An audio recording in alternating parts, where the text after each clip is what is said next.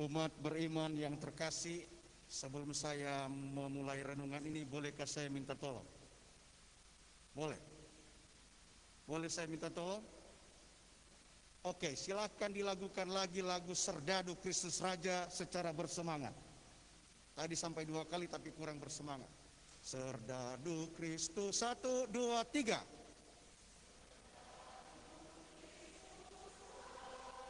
Maju, maju.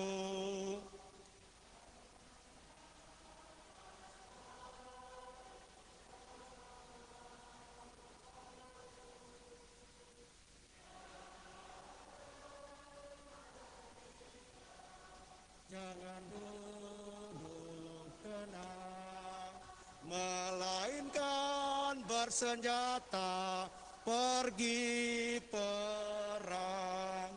Bersikaplah remaja, sungguh-sungguh. Serdadu Kristus Raja, maju, maju. Terima kasih. Saya mengerti karena orang pakai masker jadi susah menyanyi terbuka. Tapi poinnya adalah saudara-saudari umatku yang terkasih, umatku yang ada di himpunan paroki Santo Yohanes dan Cornelius Lota, khususnya berapa wilayah rohani kota di sini? Wilayah rohani Santo Laurentius, Santa Brigita, Santo Benedictus dan Santo Francis, Santo Stefanus. Bahwa kita sekarang merayakan hari raya Kristus Raja semesta alam. Dan sejak zaman dulu kita diharapkan menjadi pengikut-pengikut Yesus yang militan. Apa artinya militan? Yang nyandak lomboh, yang hanya duduk tenang dan tidak mau berkinerja, berinovasi, berkreasi untuk hal-hal yang baik, benar, dan maju. Yang dalam bahasa minggu lalu perumpamaan tentang talenta. Bahasa 2 minggu lalu perumpamaan tentang 5 gadis bijaksana dan 5 gadis bodoh. Yang dalam bahasa lagu tadi, jangan duduk tenang. Jangan duduk tenang dalam bahasa lagu tadi, jangan apatis, pesimis dengan hidup ini. Biarpun kita sementara terguncang oleh pandemi corona, tapi kita diharapkan tetap bersenjata, pergi perang. Dan senjata orang beriman Katolik adalah senjata doa, sakramen, dan cinta kasih. Dan itulah yang hendaknya menjadi jiwa kita sebagai orang beriman Katolik Lota. Dan aplikasinya kita wujud nyatakan dalam karya sehari-hari dan karya-karya kecil. Yang dalam bahasa bacaan Injil tadi, ketika aku lapar, kamu memberi aku makan. Ketika aku haus, kamu memberi aku minum. Ketika aku telanjang, kamu memberi aku pakaian. Ketika aku sakit, kamu mengunjungi aku. Ketika aku sebagai orang asing, kamu memberi aku tumpangan. Ketika aku dalam penjara, kamu mengunjungi aku. Perbuatan-perbuatan kecil yang juga sekolahnya kita sedang buat dalam pengembangan persekutuan paroki kita. Ketika aku panggil kerja bakti, kamu dengar. Halo.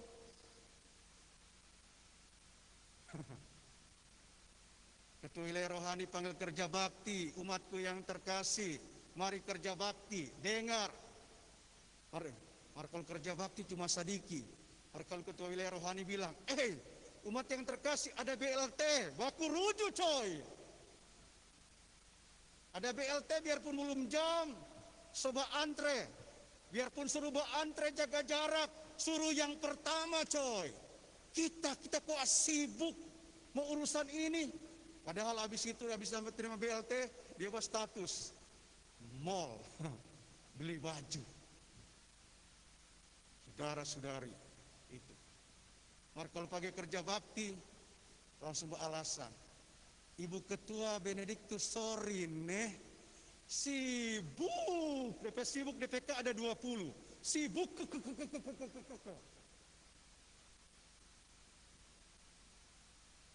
Ingat saudara-saudari, umatku yang terkasih.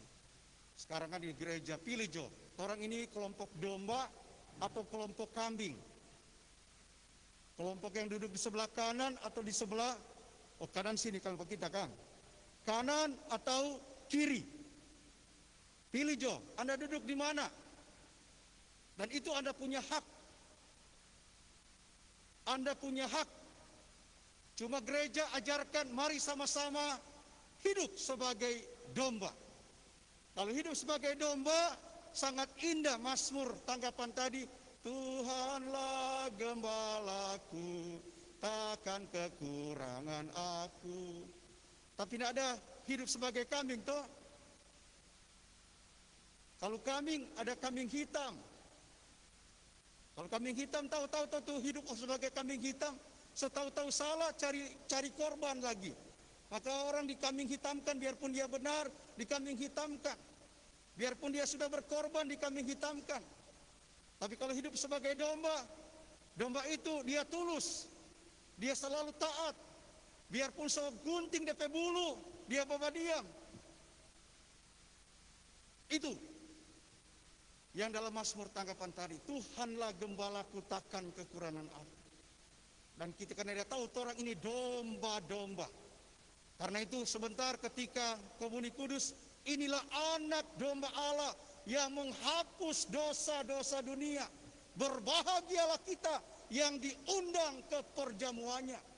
Maka sebenarnya orang semua yang datang sambut tubuh Tuhan adalah domba-domba sejati yang melakukan apa yang menjadi ajaran dan aturan main Yesus, yang senantiasa taat, saling mengasihi.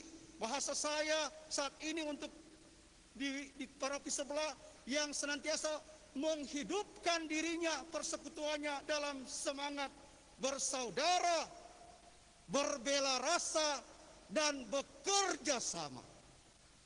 Maka orang beriman Katolik yang sejati yang adalah domba, dia siap bersaudara. Dan bersaudara itu, dia membangun persekutuan sehingga selalu baku panggil, baku tolong, baku bikin maju. Itu orang yang suka bersaudara. Bukan karena banyak doi yang dia bersaudaraan, tapi dia suka. Karena bersaudara ini berbela rasa. Berbela rasa. Dia senantiasa tidak suka orang lain susah. Dan itu kemarin sore sangat indah. Terjadi tuh kemarin sore. Kebetulan kemarin sore dua paroki ada di sini. Paroki Kali, paroki Lota. Kakak adik dorang. Paroki Lota boleh naik. Bikin tu lampu, paroki Kali tolong. Kok jadi tu lampu, jadi terang bendera. Pak Darto kan Senin boleh naik. Kita Senin boleh naik. Jadi orang apa? Boleh nggak naik paroki Kali, minta paroki Kali kebetulan orang tolong sama saya. Naik jadi yang sekian bulan tambah diam. Karena barangkali ini ada orang Lota yang peduli. Barangkali karena menjelang Kristus Raja, orang Lota tersentuh lewat ketua bidang 1 dan orang bekerja sama. Kebetulan ada orang Kali datang sama-sama. 2 tangga dikasih begini, disaling tanggung, maka ada kekuatan. Apalagi tangga yang disaling tanggung dipegang oleh insan-insan peduli, maka ada pribadi yang naik dan membetulkan listrik yang gelap, maka jadilah terang sejak tadi malam. Indahnya kerjasama, bukan indahnya saling menilai dan saling menghakimi. Indahnya saling peduli. Dan itulah yang diajarkan oleh Yesus. Maka saya ajak bertobat umatku yang cuma banyak mulu, banyak kritik, banyak mengeluh, tapi 0,0 dalam aksi-aksi kemanusiaan dan aksi-aksi iman. Orang-orang demikian dikategorikan sebagai kambing-kambing. Tapi orang yang mengkategorikan dirinya sebagai domba selalu berpikir bahasa zaman sekarang, apa yang kita boleh buat bersama dengan engkau. Bukan apa boleh buat?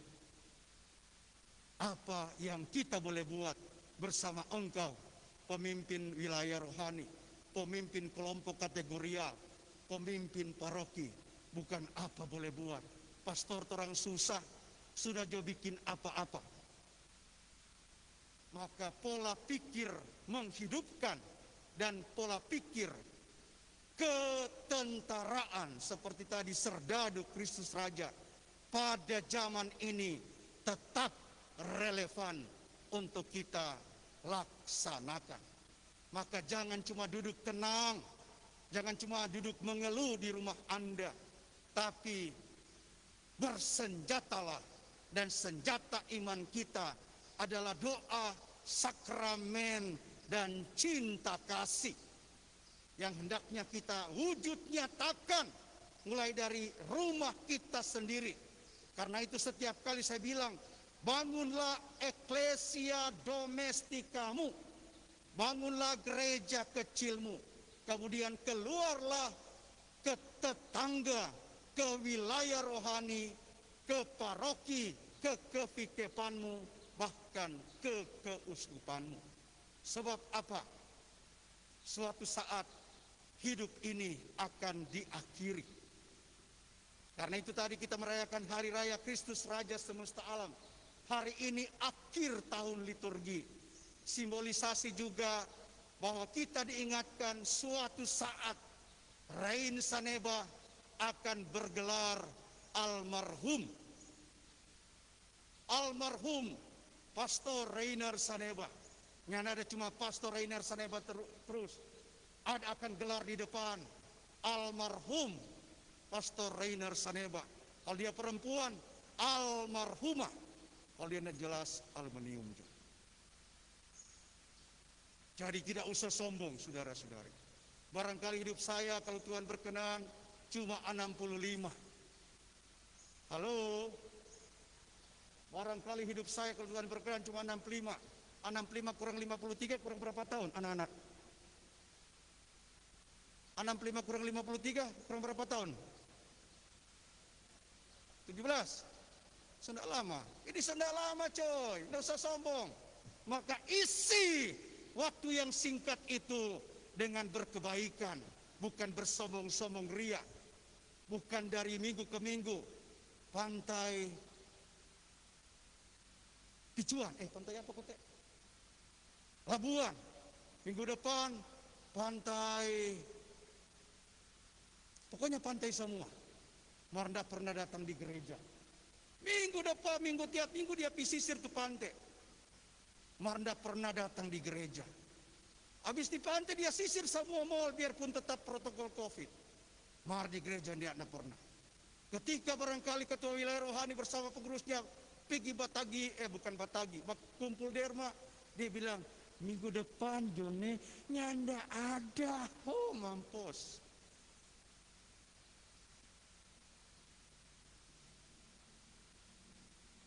Untuk Tuhan dia hitung-hitung, tapi untuk kesenangan mata, leher dan perut dia tidak pernah hitung. Ingat, sebab ketika aku lapar, kamu memberi aku makan. Sehingga saling memberi makan itu sangat indah. Maka suami-suami yang bekerja untuk memberi makan keluarganya, Anda luar biasa. Ketika aku haus, kamu memberi aku minum. Maka suami-suami yang mabuk bertobat. Sebab ketika aku haus, kamu minum sendiri sampai mabuk. Bahkan sampai di got. Astaga. Bertobat. Ketika aku haus, kamu memberi aku minum. Dan seterusnya. Dan seterusnya. Nggak usah bingung nanti kalau Petrus minta pertanggungjawaban. Pet, kapan kita lihat Tuhan Yesus begitu? Lalu Pet bilang, setiap kali kamu buat kepada saudaraku yang paling hina ini, kamu sudah lakukan untuk aku. Jadi kalau kita minta tolong, pastor kecil pendek badaki ini minta tolong umat lota yang terkasih, somo Natal, mari bikin bagus itu kintal. Terang semua kapling-kapling supaya adil dan beradab. Karena ada wilayah rohani yang cuma pekerjaan 1 bulan, cuma kerja 1 jam. Ada wilayah rohani yang pura-pura nintau DP jadwal. Biarpun sudah setelah tradisional setahu dia punya putaran berkeliling. Tapi namanya manusia banyak saja alasan untuk pembenaran diri. Mari sama-sama buka jejak rekam digitalmu untuk kita berinteraksi secara bermartabat dan beriman. Karena itu anak-anakku yang terkasih yang sedang persiapan komuni pertama, sesudah ini yang sudah ikut misa ini, buka lagi, lalu lihat pastor punya renungan dan buat sendiri catatan-catatan menarik dari apa yang engkau dapatkan. Orang tua tidak usah bantu, karena kedapatan orang tua membantu anak-anaknya untuk hal-hal yang sebenarnya membangun kemandirian iman anak, biarkan dia buat. Karena di hadapan pastor bukan soal salah benar, tapi di hadapan pastor adalah keseriusan dan ketekunan untuk melakukan apa yang menjadi kewajiban seorang anak. Dan tidak usah membela anak kalau anak itu memang tidak jujur. Kalau sakit bilang sakit, kalau saya bilang pastor minta izin sakit padahal lepas status OTW. Penipuan. Kejujuran mulai kita tanamkan dari anak-anak terkasih kita, karena mereka adalah generasi kebaikan, generasi iman yang harus dipelihara dalam keteladanan dan kemartabatan persekutuan yang sedang kita upayakan. Karena itu banyak kali saya ajak bertobat orang tua yang cuma suruh DP anak masuk gereja, tapi dia sendiri tidak masuk gereja. Suruh anak berdoa, tapi dia sendiri tidak pernah berdoa. Suruh anak membantu orang lain, tapi dia punya gaya hidup penuh kekoncuduan. Ingat, suatu saat hidupmu akan berakhir. Saya tadi bilang, Rein Saneba kalau Tuhan berkenan 65 kurang 12 tahun. Kurang 12 tahun. Kan saya punya umur 53 sekarang. Tambah 7, tambah 5, 12 tahun. 12 tahun potong supi, potong beringus-beringus. Ya. Situ terang tidak usah sombong. Kepada bapak-bapak muda yang anggap saudara sampai dunia, jangan sombong. Sayangi anak istrimu. Bangun eklesia domestika dengan fondamen iman, fondamen sosial ekonomi, fondamen persekutuan yang kokoh. Bukan fondamen mengharapkan bantuan tunai langsung, BST dan sebagainya, PKH. Itu urusan kemudian, tapi engkau harus membangun fondamen itu dalam kinerja dan kehidupanmu. Yang dalam bahasa gereja kita, bangun keberdayaan sebagai umat Katolik. Yang kalau kita terus-menerus mempraktekkan ini yang Tuhan ajarkan, akan sangat indah. Semangat berbagi, berbela rasa, dan saling peduli akan membuat kita menjadi domba-domba yang dianggap bermartabat dan mendapatkan tempat istimewa dari Tuhan Yesus. Semoga kita mampu berbuat demikian. Amin.